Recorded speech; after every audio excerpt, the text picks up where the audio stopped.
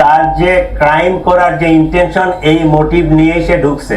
রাজধানীর মোহাম্মদপুরে চাঞ্চল্যকর মা ও মেয়েকে হত্যার ঘটনায় গৃহকর্মী আয়েশাকে গ্রেফতারের পর অনেক চাঞ্চল্যকর তথ্য উঠে এসেছে।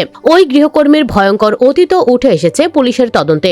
বিশেষ ছুরি দিয়ে লাইলা আফরোজের শরীরে প্রায় 30টি এবং তার মেয়ে নাফিসার শরীরে 4টি ছুরিকাঘাত করেছে আয়েশা। কোথা থেকে এই ছুরি এনেছে তা নিয়ে চলছে অনুসন্ধান। রাজধানীর মিন্টো রোডে মিডিয়া সেন্টার সংবাদ সম্মেলনে এসব তথ্য জানান ডিএমপির অতিরিক্ত কমিশনার SN মোহাম্মদ নজরুল ইসলাম। তিনি বলেন, আয়েশা চুরির উদ্দেশ্যেই মোহাম্মদপুরের ওই বাসায় গৃহকর্মীর কাজ নেয়। চুরি ধরে ফেলায় প্রথমে মাকে হত্যা করে, পরে মেয়ে দেখে ফেলায় তাকেও হত্যা করে। হত্যার পর বাসায় চুরি করে স্কুল ড্রেস পরে পালিয়ে যান আয়েশা। মোহাম্মদপুর থানা সূত্রে জানা যায়, সন্দেহভাজন গৃহকর্মী আয়েশা ঘটনার 3 দিন পূর্বে উক্ত বাসায় গৃহকর্মীর কাজ নেয়। কাজে যোগ দেওয়ার পূর্বে তার নাম, ঠিকানা ও যোগাযোগের কোনো ফোন নম্বর উক্ত বাসায় কারো কাছে ছিল না। সন্দেহভাজন আয়েশাকে শনাক্তে পুলিশ ওই ভবনের আশেপাশের সিসিটিভি ফুটেজ সংগ্রহ ও বিশ্লেষণ করে, কিন্তু কাজে আসা যাওয়ার সময় সে মুখ ঢেকে রাখত, যে কারণে আয়েশাকে শনাক্ত করা সম্ভব হয়নি। এমনকি তার বাসার ঠিকানাও কেউ জানত না। পুলিশের অতিরিক্ত কমিশনার SN মোহাম্মদ নজরুল ইসলাম বলেন, প্রাথমিক জিজ্ঞাসাবাদে আয়েশা ঘটনার সঙ্গে জড়িত থাকার বিষয়টি স্বীকার করেছে।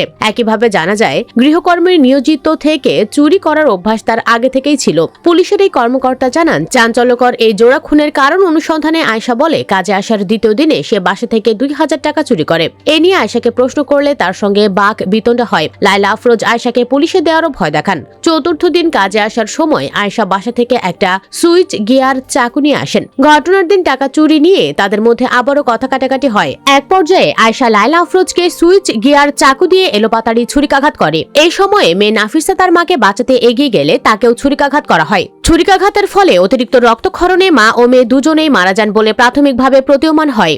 দর্শক, আয়েশার সাথে অন্য কেউ কি জড়িত আছে? কি মনে হয় আপনার?